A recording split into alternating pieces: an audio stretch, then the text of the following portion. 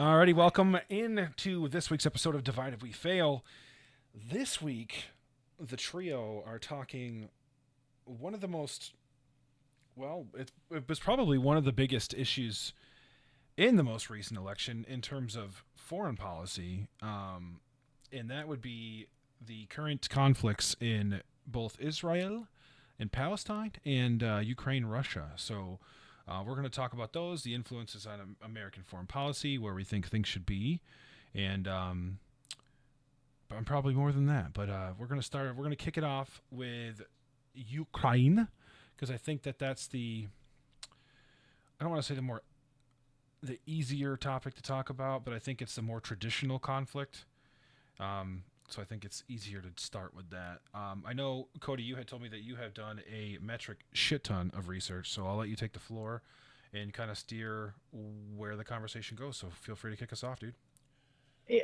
So it's been over 1,000 days. I think 1,000 days was earlier this week, right? Yes. And Russia's just been pushing into Ukraine pretty much the whole time, sometimes more offensively or aggressively than others, like the most recent one.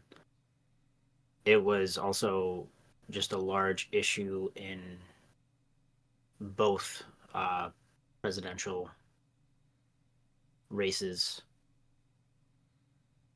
as it started right before the last election, right? It started right No. after. No, Right after the a year year after. a year after, yeah, Sorry. 2021. Yeah. So, This was in February, right? Yeah. oh, that's right. So, a lot of things have occurred, including up to this point, 11,743 civilians dying as a result of the war, 24,614 injured, along with people injured from various other countries who've gone to help out with the war, whether it be to fight for Ukraine or provide aid. It's cost quite a bit of money. I'm not entirely sure on the amount. Too damn much. And, well, yeah, the rent is too damn high. Um, and Ukraine occupies 233,100 square miles. Currently, Russia occupies one fifth of that, which equates to 46,620 square miles. And are they Current when they say that number when you were doing your research? Are they counting like uh, Donetsk and Luhansk, which were already like breakaway states? that I'm not sure of. Okay. I just get curious as to how they do their math on it, because like Donetsk and Luhansk were like pretty much already lost to Russia, but they weren't occupied. They were like actively like seceding from Ukraine before the invasion happened. Yeah, and that's roughly one fifth of Ukrainian territory. Um, and then most recently, was it? I can't remember. Was it Tuesday that this happened? Maybe Wednesday. Russia attacked with an experimental hypersonic ballistic missile that was clocked at Mach 11, which is 8,150 miles per hour.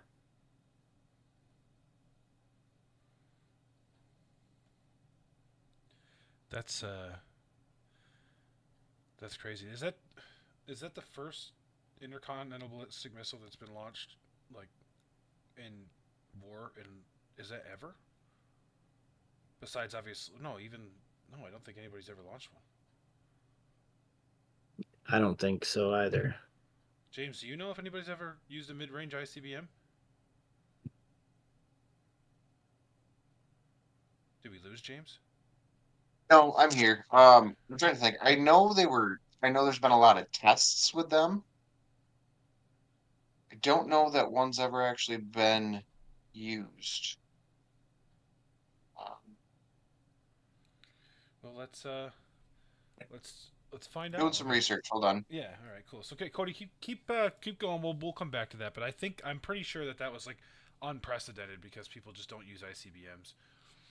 Apparently, it's not an ICBM; it's an IRBM, which Or is intermediate range ballistic missile. Yeah, suck my ass. correct. It's just, Um, Apparently, it's newer technology. They've been developing it for a little while and are planning on to continue testing it both in war and in testing. now, I will say this in terms of this topic, because I remember thinking it last night when I watched the greatest anchor in television, David Muir, bring it up, that I find it to be a little laughable that the United States is clutching pearls on this situation when they actively gave Ukraine permission to shoot intermediate missiles into Russia, and then Russia responds with an intermediate range missile back, and then they're like, "Oh, but how awful!" It's like kind of weird, you know? It is because that was pretty much sanctioned, and it was one of our missiles, correct? Yeah, it was. Well, they've launched a couple, but they've been U.S. and UK missiles. Right.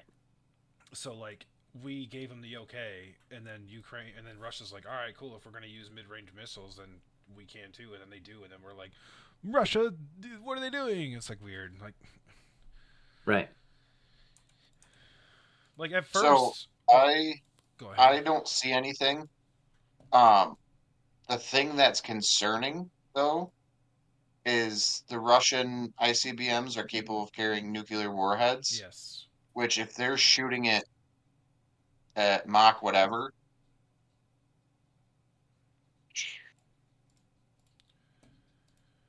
Yeah, that's not they can't be they would be incredibly difficult to intercept. But if they're IRBMs, they're like it's not a threat to us per se, but they still, I mean, a nuclear escalation. But like I said, I think I've gone over this with you guys in our private chat. I do not see Russia using nuclear weaponry on Ukraine. the thing that I concerns me is he may not use it on Ukraine, but he's been talking more about the West. Yeah, That's what's concerning. I don't think I have been thinking on it. I don't think the United States is going to be a target if he does use them, no. but I think the NATO countries in that area need to be paying attention. Right. Yeah, And this is not to say that um, Russia doesn't have ICBMs, but IRBMs are only meant to go about 1,800 to 5,500 miles, or sorry, 1,118 miles to 3,418 miles. yeah. So shooting that means the It, vast majority of their territory, if they would have to shoot from like Moscow area to hit any sort of. Well, they could hit like Finland, but right. in But Norway. I they don't would think a have to be shot on the at Finland far would east be coast of Russia to have a shot at hitting the The United UK. States. Oh, the United States. Yeah. I mean, they've got. I don't think They've got I think honestly ICBMs. if I think if he does it, the country that honestly should probably worry the most is France. Yeah, I would agree. I think you go after France because France has been supplying missiles as well. And so is so. I mean, Germany's been supplying heavy artillery and like Right. Well, those. and a lot of countries have applied or provided a lot of things.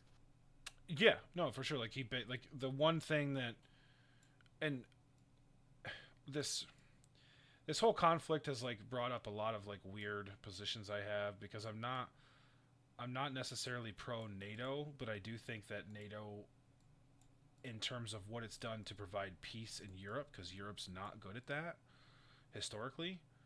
Um, I think that it's been extraordinary at that, but I do think that expanding a military bloc is aggressionary. I think it's a good way to like piss off people who are outside of that military bloc. So there's a catch-22 there. I think that European nations as well as the United States need to be aware that when you add in three countries to your military bloc and expand closer and closer to what was the military bloc's number one adversary at the time. Granted, Russia's not the fucking big red bear it used to be, but still, like, what else? It's one of those things where, like, what else are they supposed to feel other than like an existential threat on the crisis or on the edge of their border? You know. Yeah. So It'd be like someone I parking a think tank out front of your house and telling you not to worry. yeah, I think we're on the verge of playing with fire, and that makes me very nervous. and I think the biggest problem, like I think one of the main reasons this whole war kicked off was Ukraine applied to be a part of NATO, but NATO didn't say yes or no. Yeah, they said that they would. NATO came out, and if NATO came directly out and said no, I don't think this happens. So I think part of this whole war, NATO is at fault for, not 100% Directly. because not Indirectly. directly, Right. yeah, indirectly responsible for it. Right. Because at the end, like, if you're Putin, right, and there was rumors that he was dying and that he had cancer and all this other stuff. I don't know how true it is, but a man on his deathbed is more dangerous, I think, than anybody else. Uh, you, we literally like poked the bear, Yeah. Well, and and you know, I you think, do it enough, something bad's gonna happen. well, and I agree with you to an extent, right? Would the war have happened? Yes, no, maybe, right? Putin's not the most stable world leader. And Far from. I think, Right, because would it have delayed it significantly? Yeah. yeah, I think that's the case. Because outside of it just being like a West versus East conflict, like Putin and his hawks view Ukraine as like a rebellious state. They don't view it as a a sovereign nation. They think that they're Russian. They're like, those are Russian people that are not under Russia. So like, it's much more than just they got invited to NATO. But I definitely No, think that he wouldn't have been emboldened to be as quick and aggressive about it if Ukraine 6 months prior wasn't like, we want to join NATO, and then NATO was like, yeah, we'll get back to you on that.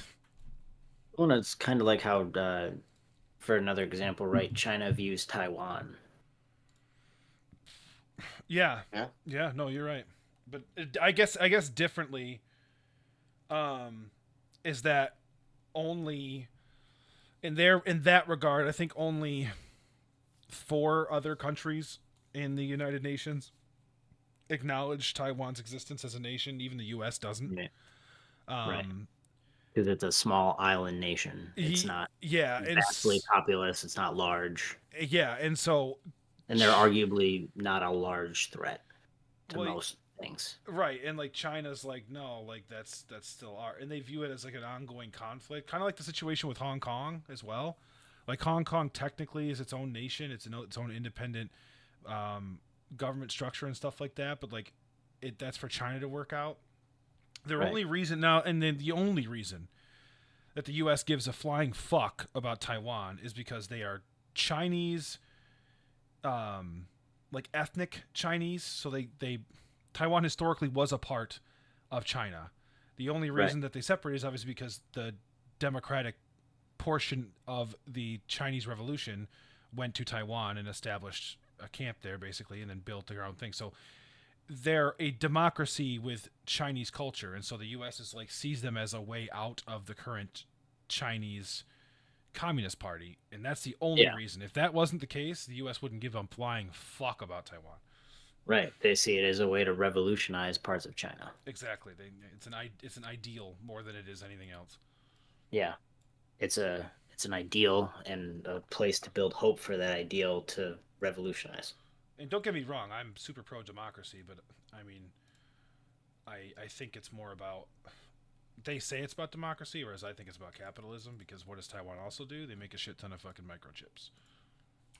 Well, yes, and it being about democracy more is about like indoctrination, right? We want people to think the same way we think about these things, and we want people to have these same processes. So, Yeah, it's this because we think our way is the best. right. It's this idea that like we got it right. Yeah. But I honestly think, James, as far as speaking of nuclear proliferation, I would view the Taiwan conflict as the largest imminent threat, if that were to occur, than the current situation in Europe. Hmm. Because China, basically, they know they have to come out swinging, and they have to do they have to make a decapitation attempt in order to have any chance against the U.S. in a conflict. Because while the Republican Party will have you believe that China has caught up to the U.S. in military, they haven't. They're not battle tested, No. and while their fleet is larger, the capabilities of that fleet are much less than the United States. So it doesn't take into account the allies we have in the region, because not only is the U.S. Pacific Fleet the largest navy in the Pacific out there, you also have the Australian Navy and the Japanese Navy, and I don't think I need to remind you that the Japanese know a thing or two about navying. And the Japanese, for the first time since World War II, are feeling threatened and starting to militarize. And so the only way that China wins a conflict with the United States is if they go straight for the head, off the cuff, and just try and decimate all of everybody. Because once you turn that three-headed snake of Australia, the United States, and Japan on them, there's no way they win that fight. And so I think if a conflict were to break out between the United States and China, then that would be your nuclear event, because there's no way China can't compete unless they go for that. That's fair. That's fair. I like that. I like that thought process, not the idea of nuclear winter. Well, nobody wants nuclear winter. Like, I'm not here cheering for it, you know. I'm sure it will not be nearly as exciting as Fallout makes it seem. Fallout makes it seem scary. I mean, Save your yeah, but podcast like you're for still this. alive. Yeah. So I just, if I saw a fucking Deathwing, I'm done. I would off myself. I mean, Honestly, I think the difference is though is you look at leaders. Right. I think Putin is a wild card at best. yeah. I I mean, he's not the only one, but yes. I think so too. I just think that in terms of the so Russia's good at really good at one thing, and that's like overthrowing their fucking leaders. And I think if it were to come between Putin's agenda and the existence of the Russian state, they would They would kill. they would overrule his decision. Yes. Through violent means, I'm sure. Whereas China's action it's not even about a strongman situation. It's about, like, if they want to do the thing they want to do, then they have to go this route. There's no other way out of it. Right, but they're not willing to do the thing they have to do because they don't think their chance of success is high at all. Yeah, and I also don't see like don't get me wrong. I don't want people listening to this get scared, because I don't see China's a lot of fucking smoke and mirrors, because their survival also depends on economic partnerships with the West, because they are in essence our factory. So they can posture all they want, but if they make moves enough to piss us off, we will just cut them off. And that would effectively eliminate their economy from existence to begin with. They're already struggling as much as they don't let anybody know that. The indicators from the stock markets and the real estate trades show that they're an economy, if not in decline, they're on the precipice of a recession. And so, like, there's a whole bunch of stuff happening. I kind of China hawk when it comes to that stuff, just because of my personal view of the fact that I view them as an existential threat if they were to decide to get randy.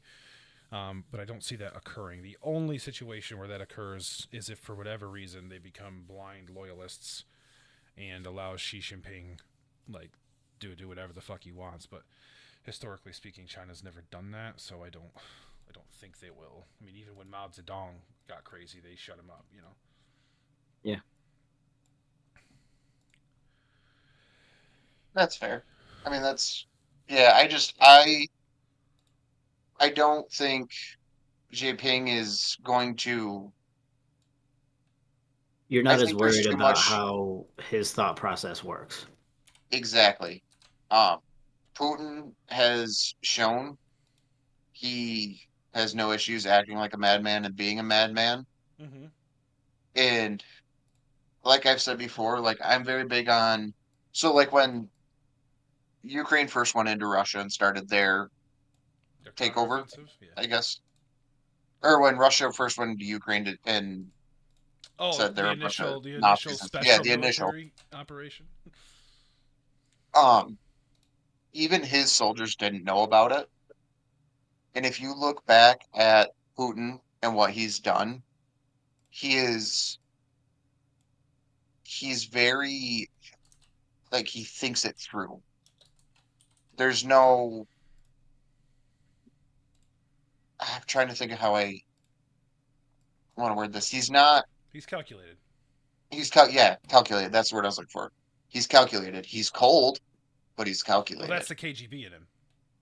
Yeah, and I think him going in to Ukraine, it it didn't feel calculated. It felt like I need to do this. And that's why like when they started saying, oh, like he's dying and he's got this and he's got that, kind of paid attention to it and I'm like, Like you don't know if that any of it's tracks, real. right? Yeah. But I'm like, it felt like he doesn't care what the fallout's going to be because he probably won't be around. So it feels very like it felt rushed and obviously like the soldiers had no idea what they were doing. There was a bunch of problems with getting supplies and stuff to his soldiers. Yep. And to me, that puts more fear in me because if he's on his deathbed, what is going to prevent him from saying, you know what, fuck it, nuke America? You know what I'm saying? Like, he doesn't, none of this feels as calculated as he is. And it feels like he's, he just doesn't care. He's got nothing to lose, I guess. Mm-hmm. That's what it feels like. Um, and I think personally, that scares me a little bit Yeah. because I mean, he's got nothing to lose. What does he care? And I think that's where when he starts talking nukes and all this other stuff, and like I get the Cold War happened, and like this isn't something new, but with him showing that new side, it has me concerned. Does that make sense? It does. It does. And I think with China, China has a lot to lose. Russia, not really. And that's where my main concern for nuclear war is with Russia. That's yeah. That's totally But fair. The only reason I counter you, like I would like I don't know, it's weird. The only reason I counter you is because it's Putin, even in his fucking craziest moments, is first and foremost like a Russian idealist. Like he believes that Russia is the greatest fucking thing since sliced bread, and that's one of the reasons why he's so adamant about Ukraine is because he believes that like that's pure Russia and it's like messing up with his image of what Russia should be. And that's why I just, even in his craziest moments, I don't think he would put Russia, like the motherland, or sorry, the fatherland, how they say it at risk. And I also I think it, as uncalculated as it seemed, I think one of the things he wanted to do was kind of call the U.S. and NATO's bluff because it was very much like, oh well, if you go into Ukraine, then we're gonna be really bad. It'll be really bad for you. And he was like, fucking, all right, dude, prove it. And I think that's kind of where it came from. There was a lot of posturing I prior think it to was. that. You think it's more of like it was a who has a bigger dick competition, and he just wanted to show his was bigger. Correct. And I also think that he is like one of the things, and I'm sure you know enough to know this. Like one of the things that Russia's is like historically, their their generals do not do a good job of like actually giving the realistic capabilities of the military. It showed in World War II. The only reason that they've done as well as they have in historical wars is because of numbers. It has nothing to do with their abilities. And when Russian generals talk to strongmen leaders, they don't want to tell them, we probably can't do that. So they're like, oh no, we're Russia, we can handle it. And then I think it was a grave overestimate of their own military capabilities. So I think going into it, he probably was like, I've got the bigger balls. I can do what I want. NATO's a bunch of pussies. The United States isn't going to come at me because that's just not what the current administration is about. They're all going to talk, and it's whatever. And at the end of the day, if they don't want to buy my oil and natural gas, the Saudis will, and China will. So what do I have to lose here? I was just in briefings with my military leaders, and all of my generals say that we are going to go into Kyiv in 6 days and topple this government. And so, and then they do it. And then he realizes all of his, because if you remember those first 6 months, man, he was like canning generals like left and right. Those are probably the realists that were like, hey, like, I wouldn't do this. I think it was either that or it was the people who told him that that it was going to be really easy and then it fucking wasn't. Yeah. Because once they did that reset, it was kind of turned into a stalemate. And now, for all intents purposes, I mean, they're probably going to end up at least pushing back to the original conflict points at the edge of the Donetsk region.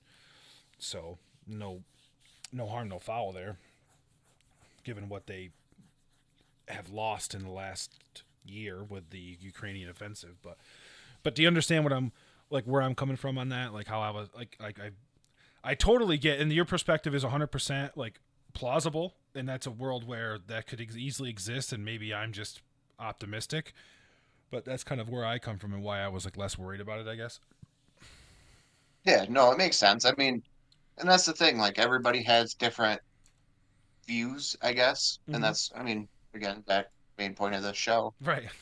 Um, and like I can see where you're coming from, and I understand the logic behind it, but we'll never actually know because Right. Putin ain't gonna tell anybody. No. And there's theories left and right about why and the who, what, where's, and when's, but I mean, I don't know. That's just my view on it. I think he's a dangerous man and got nothing to lose. I will not argue with you there. Yeah. Yeah. I will not argue with you there. Cody, you haven't talked about, you got anything to say? I mean, I think he is dangerous. I think he doesn't have a lot to lose, and I think right along with Travis's line of thinking of the generals who told him they could do something and then didn't deliver, whether it was because they couldn't or because they didn't see the need in risking all those people's lives to not be successful. I think even if he's unstable, the people right, it's unlikely that all the people below him are willing to risk everything in the same way that he might be. Yeah. That's fair, but when you talk the leader, you know what I'm saying? Like Yeah. he could just not give a shit. I I mean, mean, he he could. doesn't really He could have. do it himself. Who Yeah, knows? I and don't know if he has the that's the capability to part. enact all those things without other people. Yeah, I'm not exactly sure how their government system is structured, but Well, he's made a lot of changes to it too, so. yeah. So I think I don't know. I He's think, just a dangerous man, and I would yeah, like him not to exist. Yeah, I mean, ideally, we wouldn't, if we just had originally, or agreed to the original uh, anti-nuclear proliferation treaty, where everybody would have just destroyed their nukes in like the mid '90s. That would have been a much better world.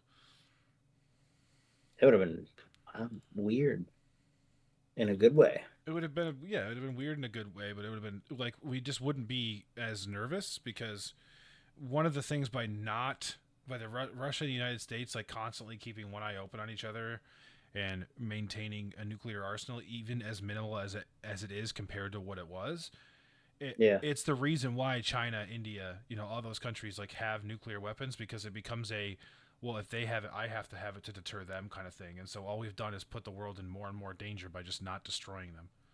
Right. It's the same concept of, oh, well, if the bad people outside have guns, I need a gun inside to defend myself. Yeah, and it just begets more and more, and then you get a situation where you can get a rogue state like an Iran that builds a nuclear weapon, and then there's no way to properly predict what they're going to do because they're not a traditional adversary, and so then it becomes a much more precarious place. Yeah. Like we can sit here and speculate pretty confidently about interactions with Russia and China because they're traditional state actors, and so it's not. You can look at what they want to achieve and how they want to achieve it and be like, this is the most plausible outcome. Admittedly, I don't know a lot about the Ayatollah in Iran and their goals outside of elimination of Western influence in the state of Israel. Yeah. Yeah. So there could very well be a world where Iran achieves nuclear capabilities and then they just are like, fuck the West, and they just launch it, because it's been proven through their government doctrines before that they don't give a fuck about their people. Like, at least I can say that much about both China and Russia, that they as much as it doesn't feel like it, and it feels backwards, at the end of the day, the leaders are at least saying, like, I'm doing what I can to make this country more powerful and more relevant on the world stage, even if it's self-serving like it is with Xi Jinping and Putin. But their end goals are for themselves and their nation, whereas I cannot say the same if a nation like Iran were to achieve nuclear weapons. For themselves and their loyalists. They don't Right. care necessarily as much about the non-loyalist citizens. Right. But yeah. Agreed. 2 hours ago, Iran declares it is doing more nuclear enrichment after IAEA review. Yeah. Fucking splendid. And I'm not shocked by it. When we backed out of the Iran nuclear treaty, like, I knew it was going to be just fast track to nuclear influence. And you have a situation like you have right now with Russia, where we have made them a pariah on the international stage. They're in a war of attrition where they need supplies, and one of their bargaining chips is the fact that they know how to make nuclear weapons. So who did you see lining up to help? North Korea and Iran. And I would be willing to bet a pretty fucking penny that Russia is basically saying, you supply our war effort and we will show you how to make a nuke. Or we'll make some for you. Yeah, I don't know that they'd give all the information away about how to make it. I think they'd make components for them so they could continue to use them in the future. Yeah, I mean, either way, it fast tracks both of those nations to nuclear armament, which is not a situation that I want to be a part of. Ooh. Not in the slightest. Ooh. Who thought it was a good idea for Iran to have nuclear weapons? Oh, I thought you were going somewhere else, James, and I was about to put you on blast. Who thought it was a good idea for Iran to have nuclear weapons? I don't think anybody did. Iran did. Yeah, Iran did. You gotta shut that down. I think that we... What did you think I was gonna say, Cody? I thought you were going to say, whose idea was it to talk war today? I was going to be like, you, fucker. That would have been funny. No. I actually like having conversation about war because it's brutal and ugly, but... Right. This is the most intellectually stimulating conversation I've had about war in probably like 10 years. Facts. But sorry, cut you off, Trev. What were you saying? I don't even remember. I was saying that I don't think anybody wants to do that. I think that they're forced to when they have goals that they need to achieve, and they're cut off from achieving them unless they make desperate gambles. Right. Well, and I think a large part of our world exists in fear. Right. Now, it would be really cool if, like, 20 years from now, Iran doesn't have a nuclear weapon, and neither does North Korea, and we find out it's because Russia debated them the whole time and was giving them bullshit information, like that'd be cool. That would be Is cool. is that going to be reality? I doubt Probably it. not. But It wouldn't shock me if they gave them poor information for a while and kept baiting them, or gave well, them yeah, like, because they need to maintain a leverage based relationship where like, you yeah, scratch my back, I scratch yours. So they're not going to give yeah, them everything in an effort to balance. have more bargaining power in the Exactly. future. Like, how are they going to get more supplies if they show them how to make it overnight? Right. Then Iran's just going to put all its people at making it.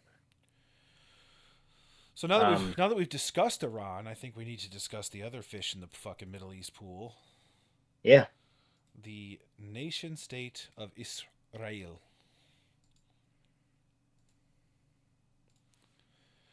What did you find out in your research on that, Cody?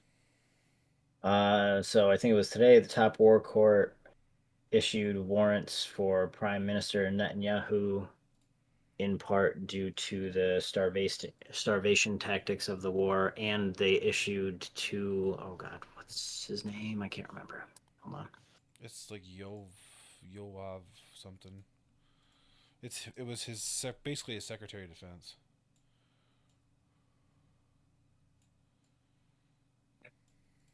It was his former defense minister and Hamas military chief. Yeah.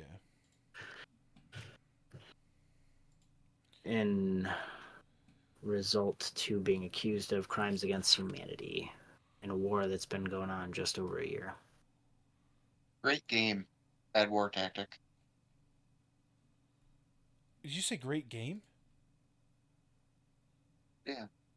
Well, Cards Against Humanity, but Oh. Okay. not Oh, I was Crimes like, Against okay. Humanity. No. I No, was no, like, no, no, no, what no, the no, no, fuck no, are no, you no. talking about? Right. So far the death toll has passed 44,000 people, Is which that both sides or is is that just Palestine? uh so that's just total people. Okay. 44,000, which is And is this uh is probably more than 3 times the war in Ukraine. that's crazy. Um, Yeah.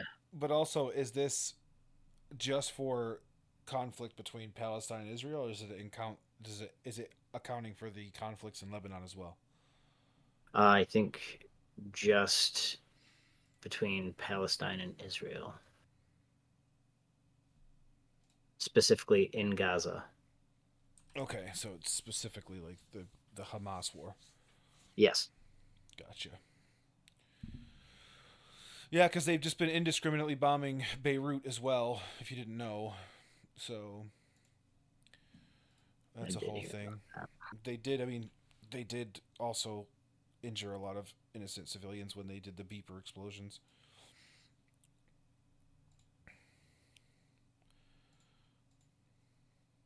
Like, I just that. don't You know. want to talk about where this war started? On October 7th, but that's not really where it started. And No. we, I mean, this really has been an ongoing conflict since the 1940s, but most people don't think of it that way for whatever reason. And Longer than that. It's called the 100 Years' War. the other major issue that people seem to fail to realize is that this is an oppressor versus oppressed issue. Like, if they, like, it's not like, Yeah, Palestinians want representation, which they currently don't have. right. And And the Israeli government state is trying to diminish any push for representation.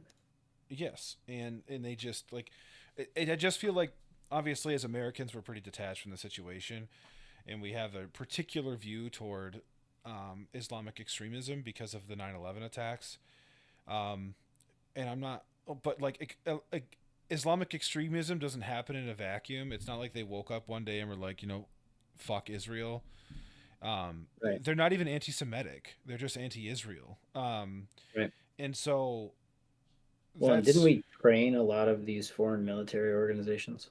well, we single-handedly fund the Israeli Defense Fund Force, but That's besides the point. But my point being is that like people think of it as like a good versus evil situation, and if you think of it in the context of like say the Revolutionary War, then George Washington and those guys would be Hamas. Like Yeah. that's what's happening. It's an occupied territory in a nation state that existed prior to World War II. Palestine historically has been in that land for a long time. Palestinians, whether they were called that, there's obviously like Judea and Samaria. There's been a lot of names over the time, but historically there has been a peoples there long before the initiation of the Israeli state post World War II.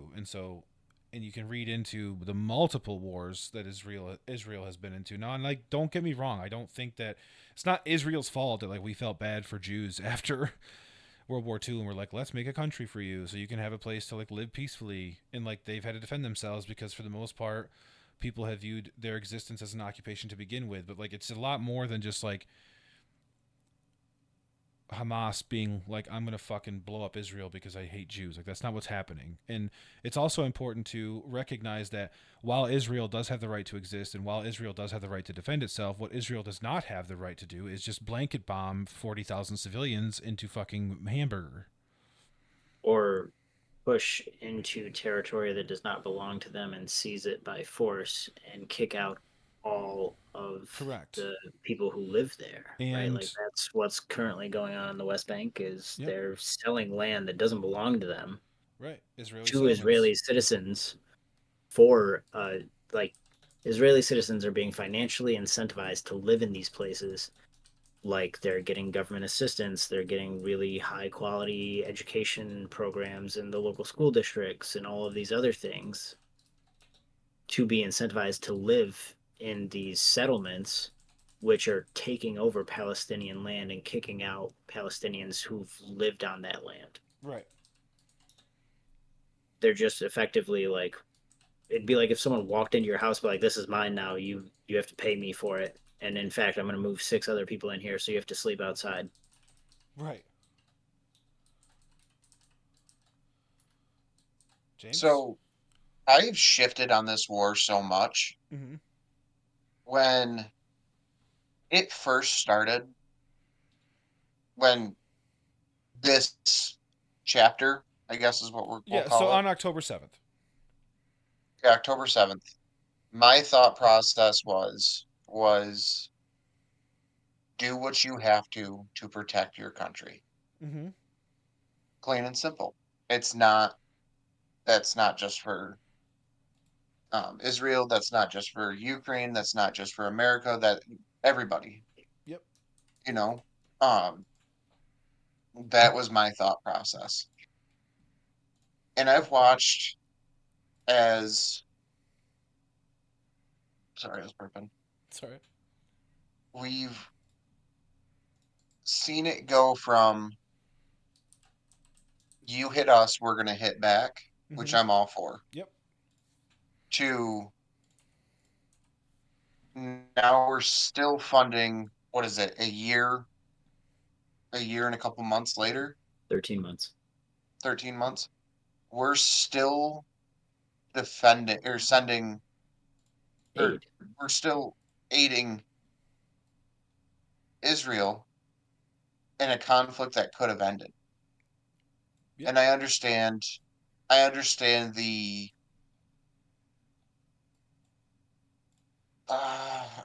like the hostages and stuff, like get the hostages back and stuff. And I understand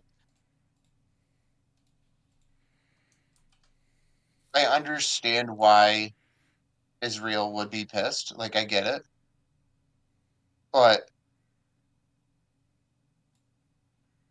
Netanyahu ran on defending borders, protecting his people, Yep. right? Yep. That is your job. That was what he came in saying he was going to do. And I don't know 100%, I could be wrong on this, but I believe he instituted laws that kind of acted like what Bush did after 9/11. You like the Patriot Act? Yeah, like the Patriot Act. Yes. So if you were doing all these things, why couldn't you stop that? Yeah, it was a massive blunder of intelligence. And now here we are. In my mind, he's committing war crimes. I don't care who you are. I don't care. In my mind, he is committing war crimes. You are not going to change my mind on that. And to the point where they've killed Americans. Yeah. Not a lot, but they've killed at least one American. At that point, when you kill an American, I think your funding from America stops. Yeah. That should be the line. I mean, I think the You line can should say exist before that, but I certainly think that should be a situation in which, like, right, your relationship with us at this point is done. Right. And my one of my exactly. one of my biggest frustrations, and I'm sure James that you'll probably agree with me the most on this, because you come from a very similar ideology in regards to America's standing. Like America presents itself as the beacon of morality in the world. Like you like I understand that they're not, but I'm saying that's their presentation. They are saying America is the good guys. America wants democracy. They want freedom for everybody. They want prosperity. They want equality, like all of these things, right?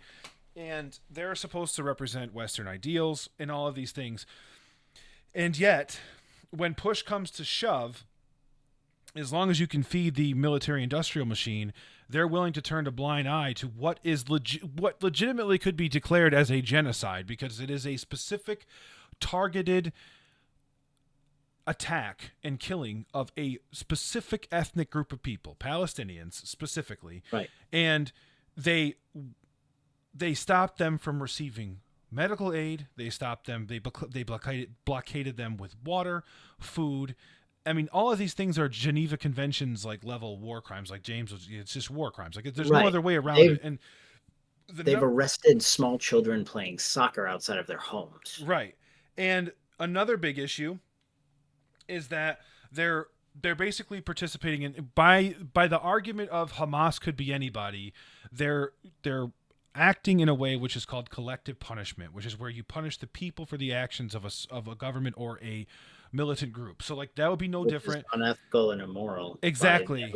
That would be no different than if the US got into a traditional conflict with like let's say for instance China like we discussed. And China just immediately put their entire navy around the United States, cut off everything that we could possibly get for food, water, and medicine, and then also proceeded to indiscriminately bomb without military targets New York City, L.A., D.C., Miami, like all of them. Like that's the equivalent. People, I know it's hard for people to put into their minds because Gaza is such a tiny little area, and they're thinking, oh well, it's 8 million people in like a little tiny area. Like what else are you supposed to do? Like, well, you know what, you can. It's not that small.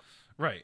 It's not that small. Technology is advanced enough to have targeted weaponry, and that's still not the issue, right? That and we've seen carving out an entire society of any resource that could help them just live a humanistic existence. right. Right. And I think the big talking point I noticed. So when this war first started, I was big on Shapiro, Daily Wire. Yep. And I think one of the biggest things I've noticed is they say Hamas is a terrorist organization. It is. Yeah. Cool. Hamas is shit. Don't get me wrong. But the notion that so they voted Hamas in, so they deserve to die. That's the line that I feel like a lot of Republicans are like, a lot of people who are very pro Israel Right. are Zionists, we'll just use that term, are very, they're quick to point that out. Right. And then when you say, okay, but because they voted for terrorist organization, does that mean every citizen voted for them? Like you can't, you're not walking down the streets and saying, who did you vote for? Okay, go stand over here. Who did you vote for? Okay, go stand over here. We're gonna bomb the people who agree with Hamas. And Hamas is fighting dirty. Don't get me wrong. There are a lot of things Hamas is doing that is should be they should be considered for war crimes as well. Well, the leaders But I was gonna say leaders of Hamas were brought up against the International Criminal Court, just like Bibi Netanyahu. So yeah, so but two wrongs don't make a right, correct. and that's kind of where I'm at. Is like I understand if they fight dirty, you got to fight back dirty sometimes, but Israel has a stronger military. Israel is kind of, I don't want to say big brother to them, but that's kind of what they are. Yeah, I mean they dictate the You know, terms of this conflict. yes. And I think the problem is Netanyahu's pushing it on so he can get reelected again because he knows once this is over, he is not getting reelected. And he's likely going to get arrested. Yeah. So it's one of those things where I feel like this war could have been done already, but political figures keep it going. Yeah. And I feel like a lot of Americans are just like, why are we still throwing money at this? Yeah. And that's kind of the like, and it all feeds into the military industrial complex. Like we're feeding them money, and it needs to stop. Right. Yeah. Most of my This war taxes go to Halliburton and Lockheed Martin. Like I've accepted that. That's the reality. And don't get me wrong, like if we're spending money advancing our military, fine, but we shouldn't be funding war crimes. Right. And there's a lot of Republicans that agree with me or disagree with me on that. There's a lot that do agree with me, but to me, it just feels like we're accepting it. Right. And there's lack of like Biden said something today. Hold on.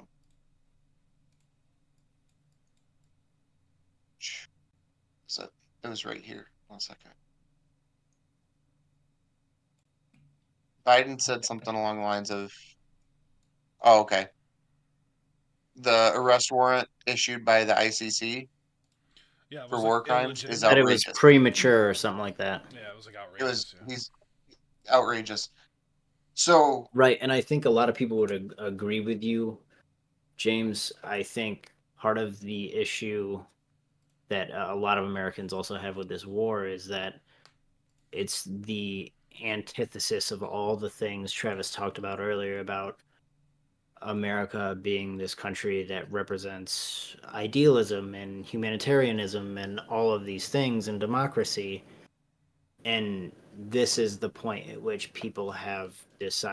lot of people have decided this level of hypocrisy is insane and I don't want to be a part of it.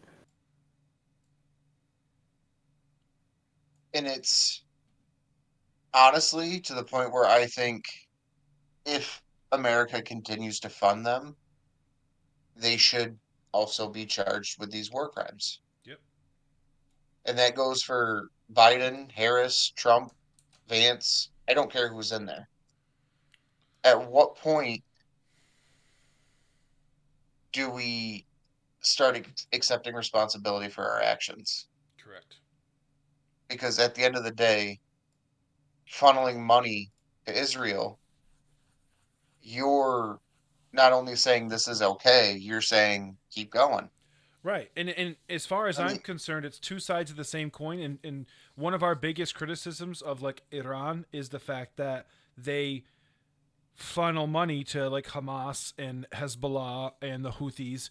So if we're doing the same thing, even if Israel's considered a legitimate government, if we're doing the same thing and funding what at this point can only be described as an extremist organization, like they've achieved their goal. They took out every leader of Hamas and they've turned Gaza into a rubble pit. So like Now they're attacking anyone who could potentially ever be Hamas. Right, exactly. And so at this point, we are, as far as I am concerned, no different than Iran when it comes to funding extremist organizations to like fight your ideals for you. Like if you just don't like Arabs, that's in essence what you could interpret from what they're doing. Like we just don't like Arabic people, so we're going to fund this group that's actively killing Arabic people. Right. And I think a lot of people are just fed up with, like James said, no one being held accountable. And not just on like a global level, but on any level of politics. Right. In most countries. And also it harkens back to like we one of the reasons we started this podcast is like there's this weird extremist rhetoric around it where like if you like say, hey, maybe we should like hold off on funding Israel, people are like, oh, you're anti-Semitic. Like, what the fuck? No, I have no problem with Jewish people. I have a problem with the state of Israel. Like, the actions of the state of Israel does not mean I hate Jewish people. The actions of the current state, in the same way that someone from a different country who we have conflict could say that they have problems with Americans, and largely it's the state of the United States. Right. You know, it's not me and you. They have a problem with Congress or the president. You know, it's not right. And I mean, let's honestly, let's just call it what it is. They're acting as a terrorist organization. Correct. Yeah. You know, and I understand, like, okay, Hamas could come back. Cool. I get that. I get that fear. Right, October but there's 7th always going to was be something out there that could do something similar. It's not right. Like there's always something exactly. better or worse. Well, one of my biggest arguments, and I've actually had people kind of like give me like a nod, like, okay, I actually, that was a really good example. And I ask people all the time, almost everybody remembers the beeper attack. It was terrifying in my opinion, like the fact that they could do that. And I said, I say to people, I go, if you remove the name Mossad, which is, you know, their intelligence organization, or Correct. you take the IDF, right? Just remove Israel from the equation. It's the same attack, but we put the name Al Qaeda or ISIS on it. What would you call that attack? And immediately they're like, a terrorist attack. I go, okay, that's my point. There's nothing militaristic about that kind of attack. That's just causing chaos because you don't know who's standing next to that person when their beeper goes off. It could be an innocent little kid. Like you didn't do that to do anything but put fear into the state of Lebanon. That's it. Right. Because once again, the technology exists at this point that if someone is a genuine threat to the safety of a country, taking one person out is easy. And they already did it. I don't know if you remember, but they had a strategic isolated strike in Iran on the leader of Hamas. So I remember. They've already proven they can do it. Right. And it requires no civilian casualties. Right. No one's going to be mad. Nobody on earth is going to be mad if you're taking out the Hamas bad guys. It's just not, no one gives a shit. Yeah, fuck those guys. But if you're going to sit there and you're going to take out, and one Hamas bad guy requires you to take out a kindergarten class, that's a no from me, dog. I don't care. Maybe I'm a fucking softie, but, you know, what did those kids You know do? what? And the thing that pisses me off is America has one of the best organizations for military in the Navy SEALs. Yep. If they were truly concerned with taking out Hamas, they could have sent in all, I think there's like 20 SEAL teams or something like that. I don't know the exact number. I think 20 teams of 6. And even if there's more or less 10 teams of 6, each one of them is like 50 people on its own. But like, don't get it twisted. The Israeli commandos are just as good. They're trained. They train side by side with the top ends of American special forces. So Israeli commandos are more than capable of achieving what any American special forces group can. They're just electively not doing that because they don't really actually care if they're Hamas. They care if they're Palestinian or Lebanese. They don't, and nothing else really matters. They want those nations to not exist. Right. And in part, they want the land that those nations exist on. Right. And that's the part that really started like turning me away. Was I was sitting there and I was like, we have the SEALs. Israel has the commandos. arguably most sovereign nations have a level of special forces that is close to that equipped. Because If most you sovereign nations' special forces train with ours or Russia's typically. if they truly cared about taking out leaders and taking out high-ranking officials, they could have done that. Yep. Yeah, And guess easy. what? No civilians had to get hurt. I understand, Literally like CoverGirl commercial easy. and I understand Hamas has a military, and it wouldn't be like there would be conflict still, but you could do that without blowing up churches, without blowing up hospitals, without blowing up schools.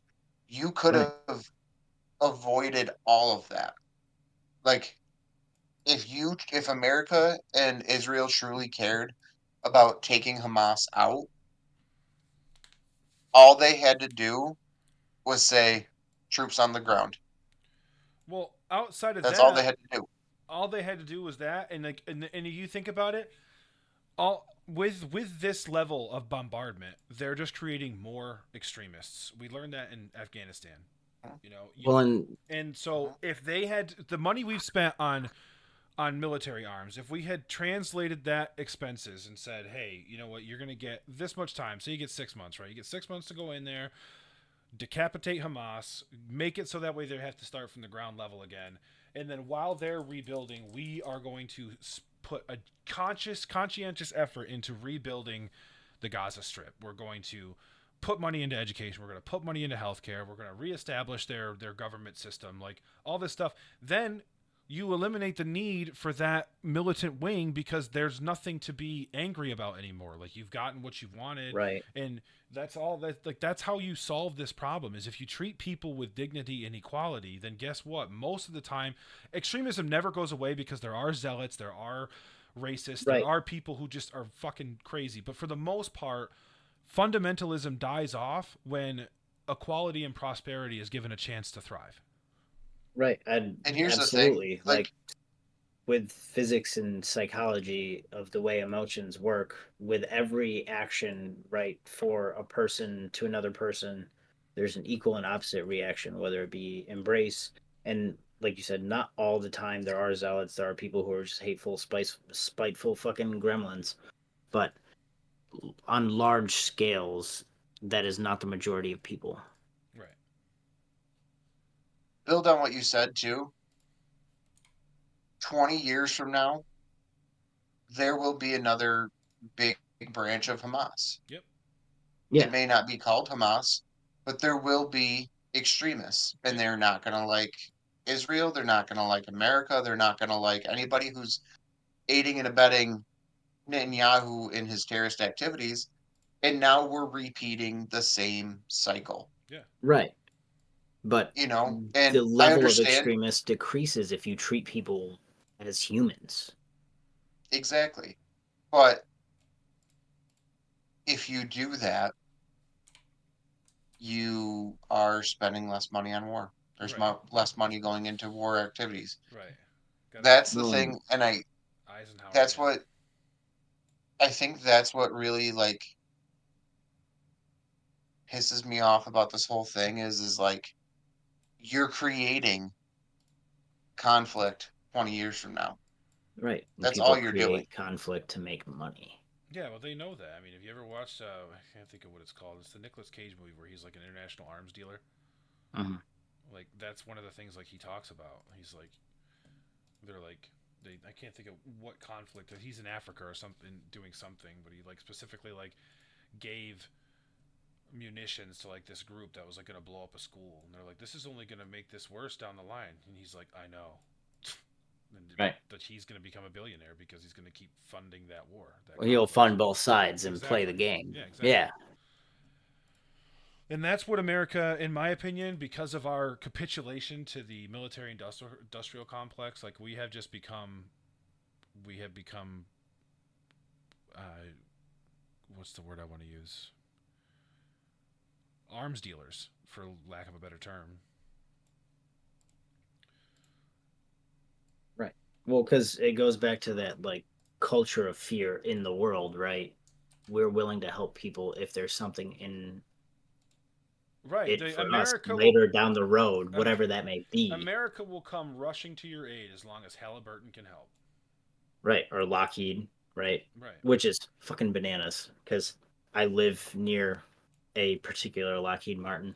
And I remember reading over the summer the article in the local paper that said the new fighter jet they came out with, I don't know what it is, what might have been our best investment yet in the military. Mind you, the military hasn't passed an audit the entirety of my fucking life. And it was 10 years late and 80% over budget. Oh, the F-35 Raptor. Right. Can you fucking imagine being 10 years late for work and costing 80% more than your salary and still having a job? No, but it doesn't matter I because think I think everybody, if any government agency fails an audit, they need their leaders need to be removed. Just gut it because and replace because you're not you're not taking it seriously. we Right. But we can't look afford at, to lose billions of dollars a year. And the fact that they said, "Oh, well, we're going to try and pass our audit in 2026." No, right. no.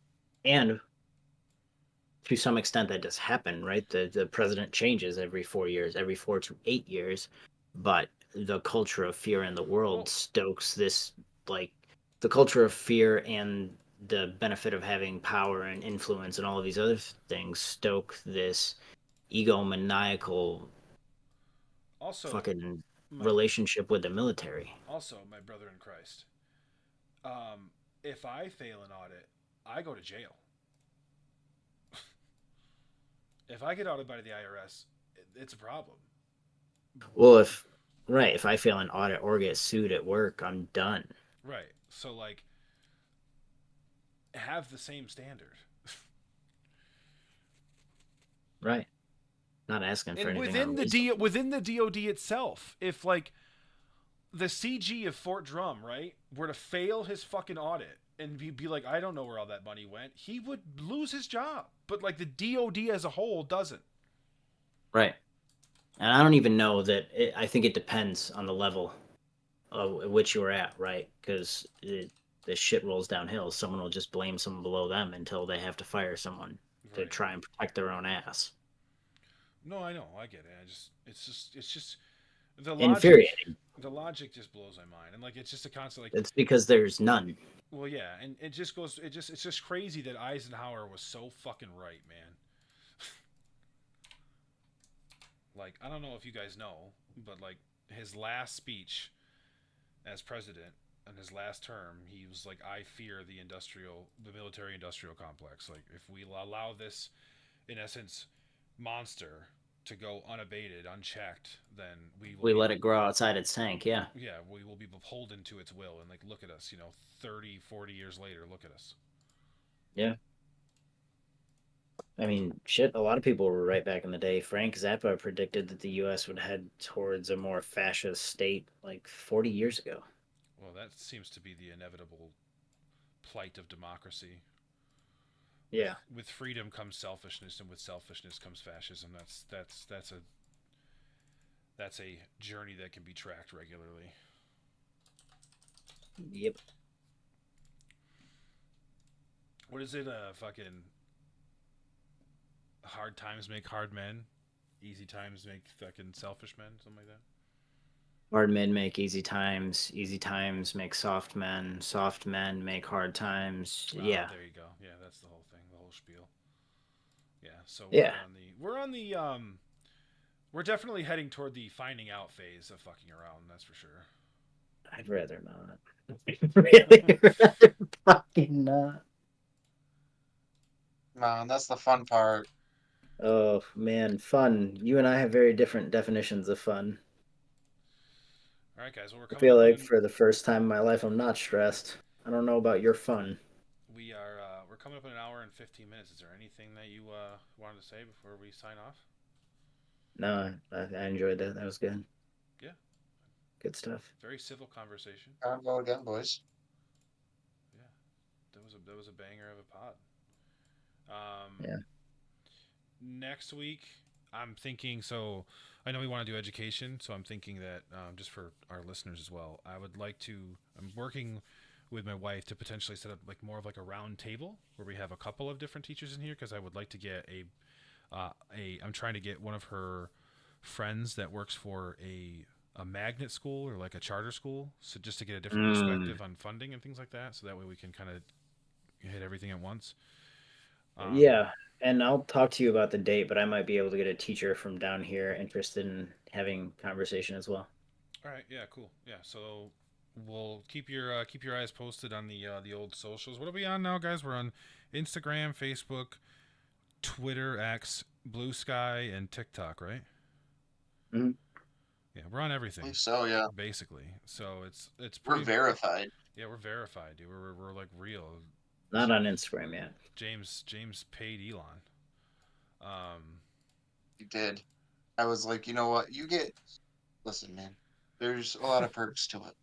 I get it. No, I get it. It's just, it totally ruined what verification was, but it's a smart business model. I'll give him that.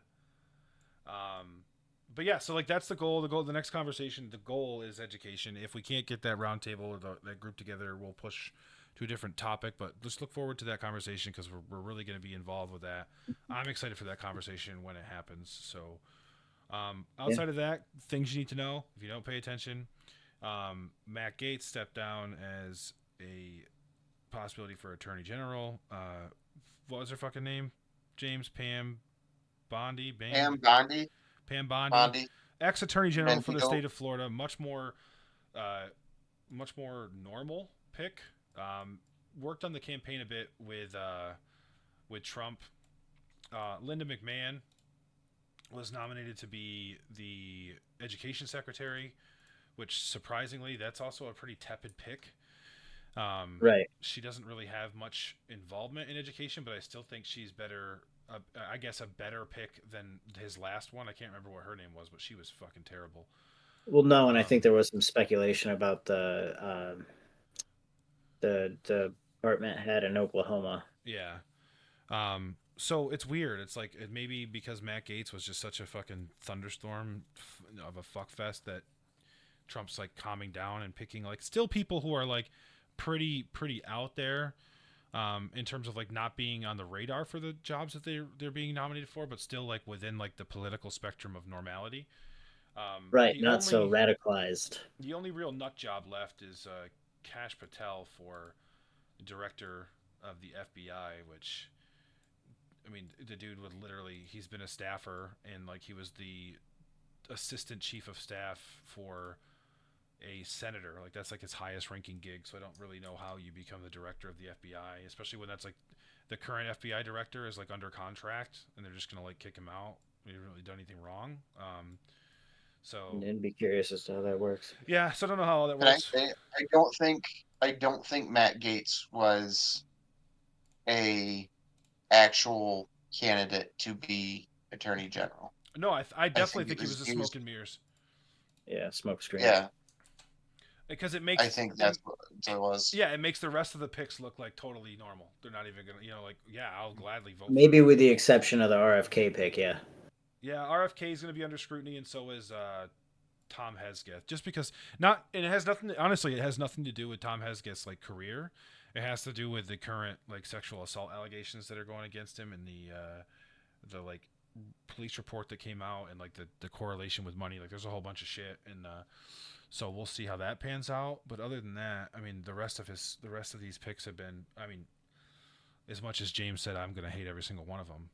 I don't like the people, but as far as what they're going to do, I don't think they're going to completely dismantle our government systems as a whole. Right. But yeah, so we will catch you guys next week. Sorry for the late post this week. It's just the holidays, so it's a bunch of conflict of interest. Actually, we might even not have a recording next week. It might be 2 weeks till our next one because next week's Thanksgiving. But we'll post on the socials and let everybody know. Outside of that, guys, have a wonderful night. It was a pleasure, and enjoy your weekend.